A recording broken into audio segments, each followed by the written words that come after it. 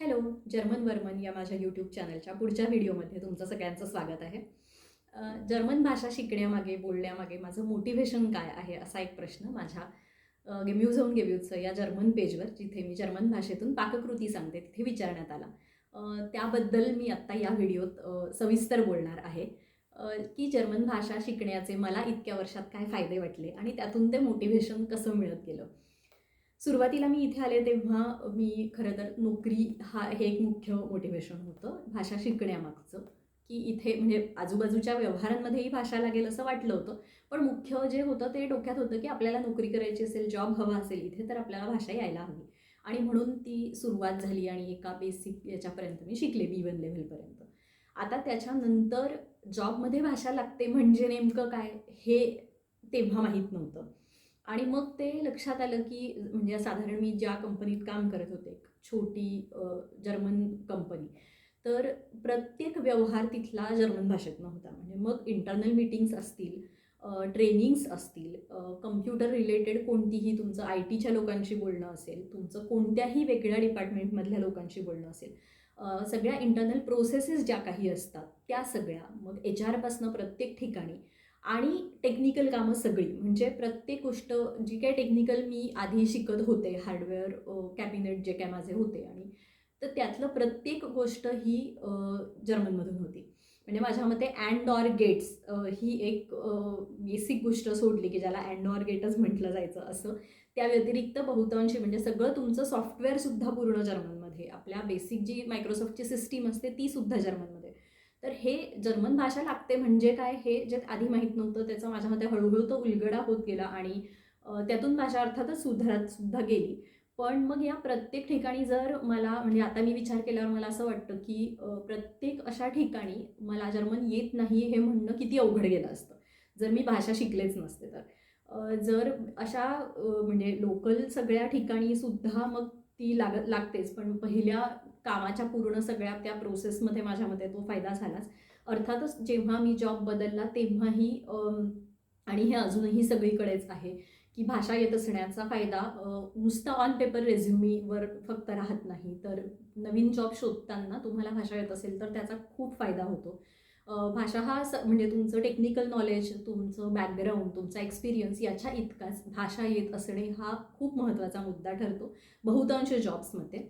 सगळीकडे मी म्हणू नाही शकणार, जनरलायझेशन नाही, पण अगदी म्हणजे अजूनही मेजॉरिटी सगळ्या ठिकाणी ज्या भाषा हा खूप महत्त्वाचा मुद्दा आहे. त्याच्यामुळे तुम्ही जर्मनीत येणार असाल तर पहिला प्रश्न भाषेशिवाय चालेल का असं म्हणण्याऐवजी माझ्या मते भाषा महत्त्वाची आहे असा विचार करूनच यायला हवं. आणि मग त्या व्यतिरिक्त म्हणजे जॉब या व्यतिरिक्त भाषेचे कित्येक ठिकाणी कसे फायदे होतात हे सुद्धा आता मला इतक्या वर्षात दिसतं, आणि माझ्या मते मग तेच मुख्य मोटिवेशन राहतं. इंटिग्रेशनसाठी त्याचा कसा फायदा होतो, आणि हे म्हणजे फायदे म्हणजे हे पैशांच्या स्वरूपात किंवा पुन्हा रेझ्युमी किंवा अशा याच्यावरचे नाही, कुठलं सर्टिफिकेशन नाही, पण व्यावहारिक जगात प्रत्येक ठिकाणी असं वाटतं की हां, आपल्याला ही भाषा येत असण्याचा इथेही फायदा होतो, की जो जाणवतो. म्हणजे फायदा असं नाही म्हणता येणार, पण त्यातले पॉझिटिव्ह त्या गोष्टी दिसतात की भाषा येत असल्यामुळे हे पॉझिटिव्ह वाटतं असं.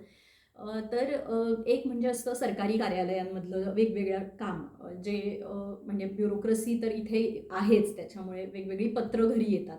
मग ती बँकांपासून, इन्शुरन्स ऑफिसपासून अनेक जी काही पत्रं असतात, व्हिसा रिलेटेड गोष्टी, हे प्रत्येक काम हे जर्मनमधून होतं, आणि ती येणारी सगळी पत्रं जर्मनमध्ये असतात.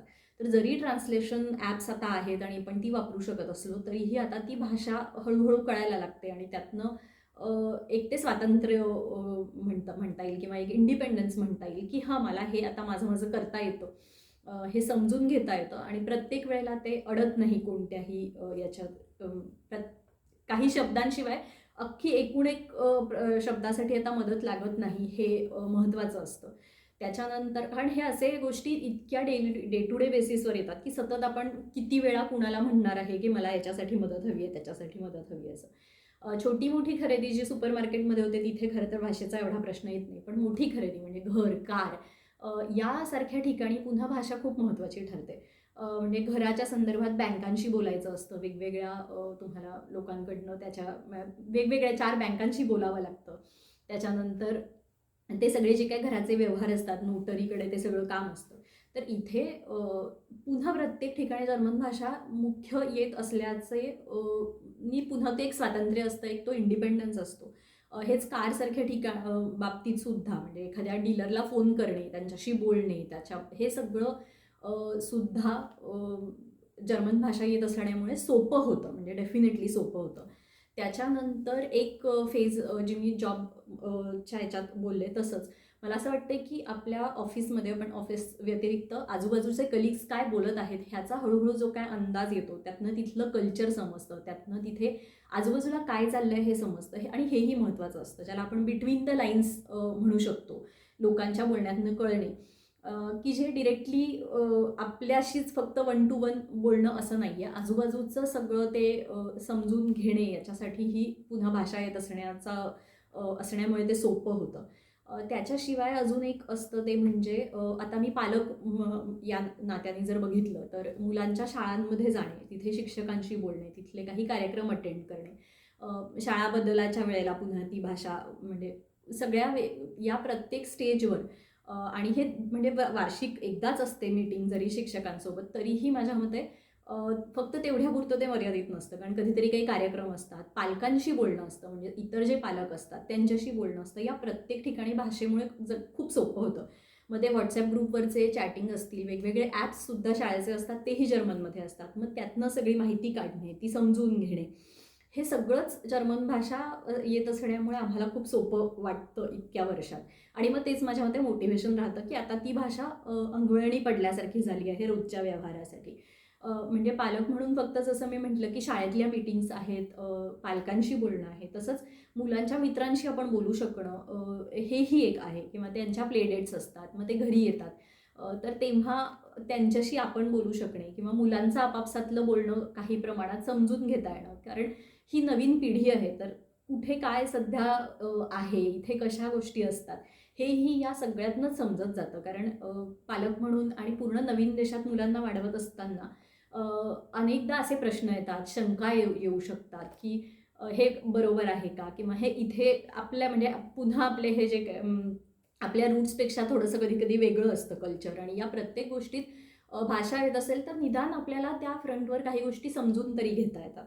त्याच्यामुळे ते होतं तोही एक मुद्दा येतो पालक म्हणून, किंवा ज्यातनं मला असं वाटतं की मला एक पुन्हा तेच आहे, थोडंसं ते मानसिक स्वातंत्र्य असेल किंवा ते वाटणं असेल की हां, हे आपल्याला इथे करता येतं आहे असं. त्याच्याशिवाय अजून मुलांच्या संदर्भात तर अनेकच ठिकाणी माझ्या होते, कारण त्यांच्या वेगवेगळ्या ॲक्टिव्हिटीज असतात, तिथे प्रत्येक वेळेला जाऊन मग समोरच्याला असं म्हणणं, कारण 10 पैकी 2 लोक तयारही असतात इंग्लिशमध्ये बोलायला, पण प्रत्येक वेळी उरलेले 10ही बोलतील असं नाही, किंवा मग त्यांचं जर आपापसातलं पुन्हा काहीतरी बोलणं सुरू झालं, तर या सगळ्या ठिकाणी आपल्याला भाषा म्हणजे येत असेल तर ते सोपंच जाणार आहे. त्याच्यामुळे, आणि जर इथे मी सुरुवातीला आले तेव्हा इथे लाँग टर्म राहायचं का हे अजिबातच डोक्यात नव्हतं, तरीही शिकायला सुरुवात केली. आणि आता तर लाँग टर्म राहायचं ठरवल्यानंतरही माझ्या मते तो म्हणजे त्याचा प्रत्येक ठिकाणी असं वाटतं की हां, आपण भाषा तेव्हाच शिकलो आणि ती वापरात आणली, हे खूप बरं झालं. कारण मी म्हटलं तसं की त्याचे ऑन पेपर किंवा अशा कोणत्याही व्यावहारिक याच्याशिवाय ह्या सगळ्या त्यातनं मिळणाऱ्या या गोष्टी माझ्यासाठी खूप महत्त्वाच्या आहेत.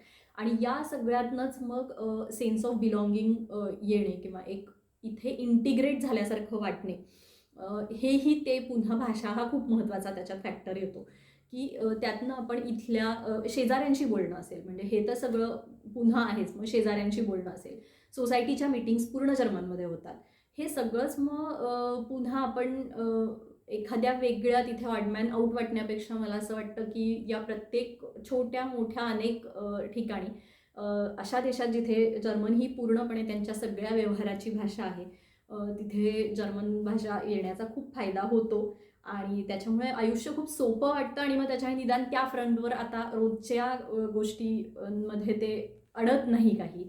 शिवाय प्रत्येक वेळेला कुणाला हां, तू आम्हाला मदत करशील का हे म्हणावं लागत नाही.